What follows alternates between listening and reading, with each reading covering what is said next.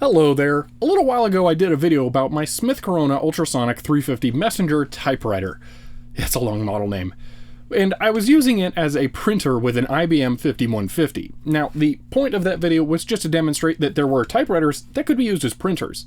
But I also spent some time looking at some of the features of the SmithCorona Ultrasonic 350. And one of those features was correction.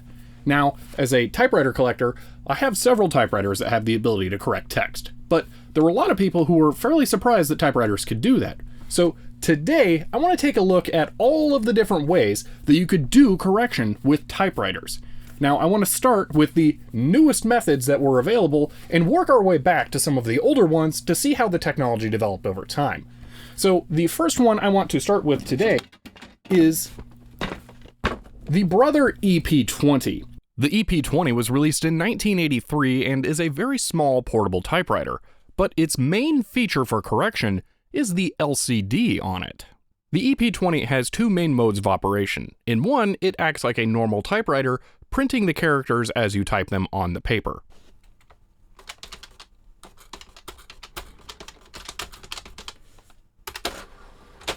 However, any mistakes cannot be corrected. In the other mode, though, characters are instead typed to the screen.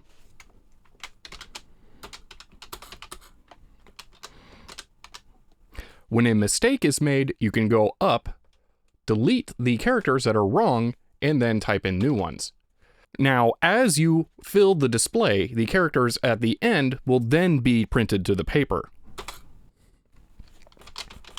And once you have finished a line and hit enter, it will print the rest. Now, I'll admit this isn't as much correction as it is error checking, but this is as close as you can get with this typewriter because this is using thermal paper, not ink.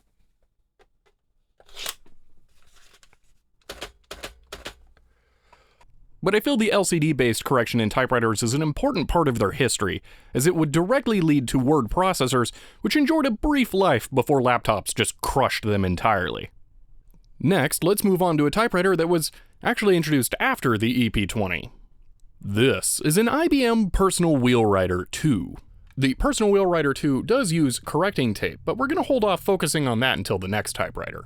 While the EP20 had a display, which is definitely one of the most advanced features added to a typewriter, the Wheelwriter series are a more advanced electronic typewriter that have more features in general.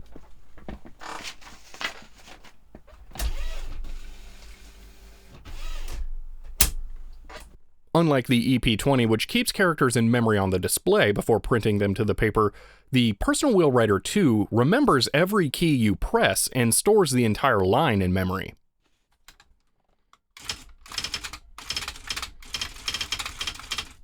Since it has a correcting tape and keeps what you type in memory, it can automatically remove characters when you press this key.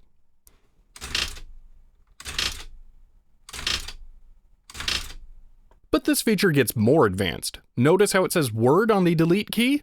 Well, that's because it can detect words and delete an entire word with a single keystroke.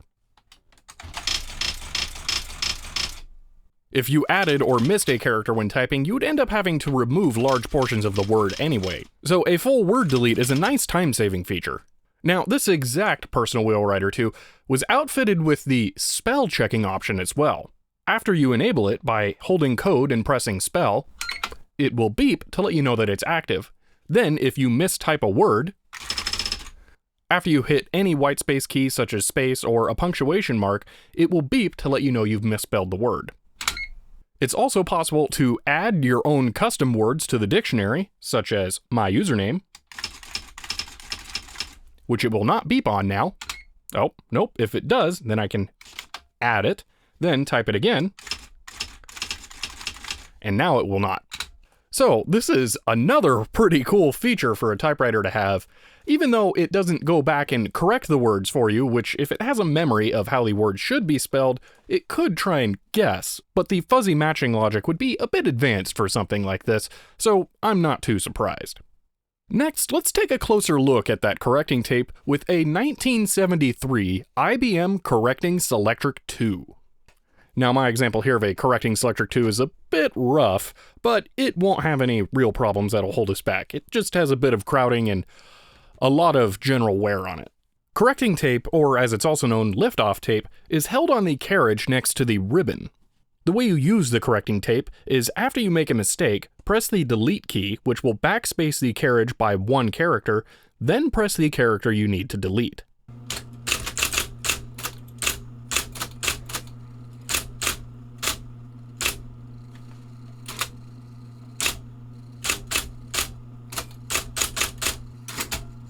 Now, if you have a particularly stubborn letter that won't come off the page, you may want to hold down the correction key and press the letter multiple times. This will keep using more tape to remove the letter and eventually get all of the ink off.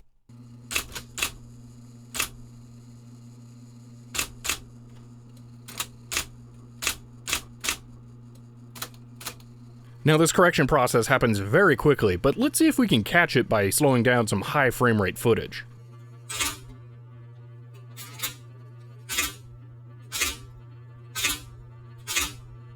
I think we need to go faster.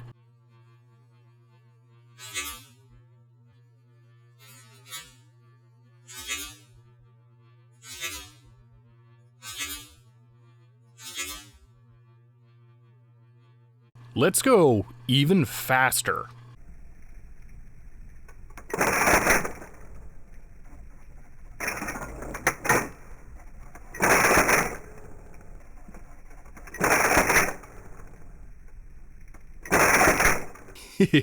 Slow motion Selectric never disappoints.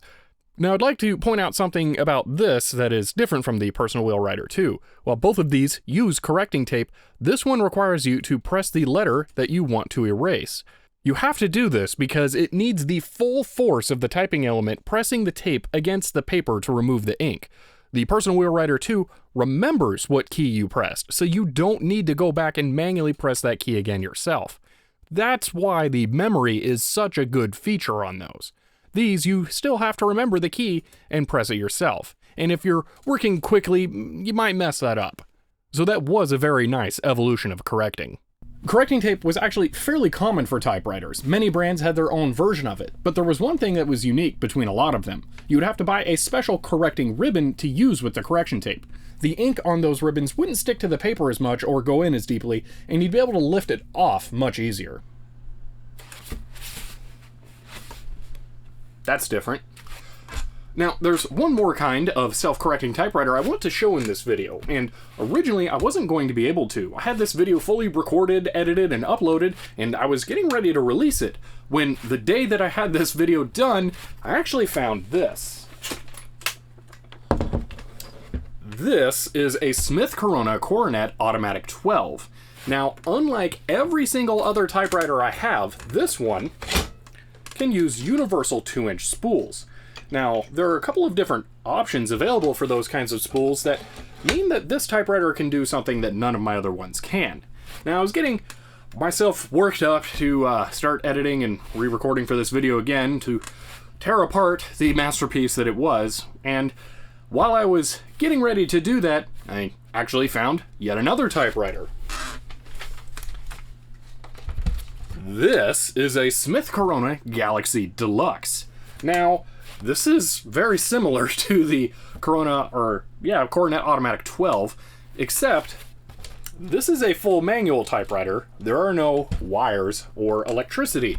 So, it is unique in my typewriter collection now that it is the only manual typewriter I have, but it has almost all the same features as the Coronet Automatic 12, including this. Like many film typewriters, the SmithCorona Galaxie Deluxe has a switch that allows you to change the color of the ribbon.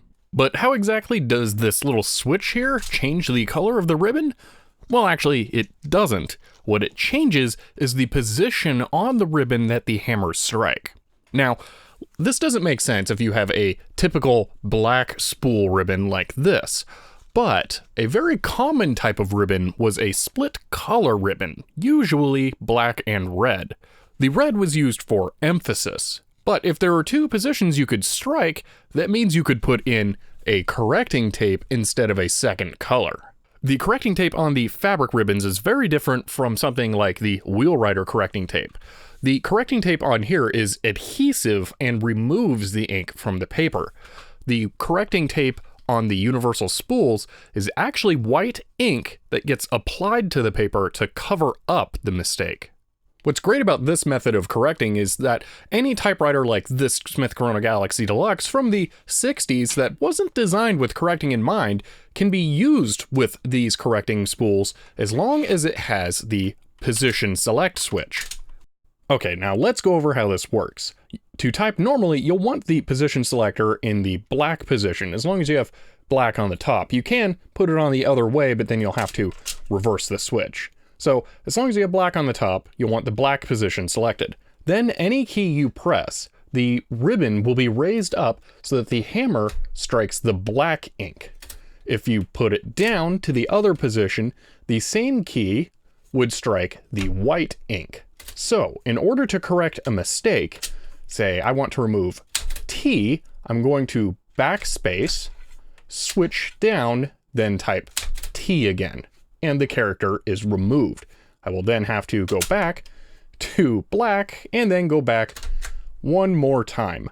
Not exactly elegant, but it is useful. Okay, so let's see this in action.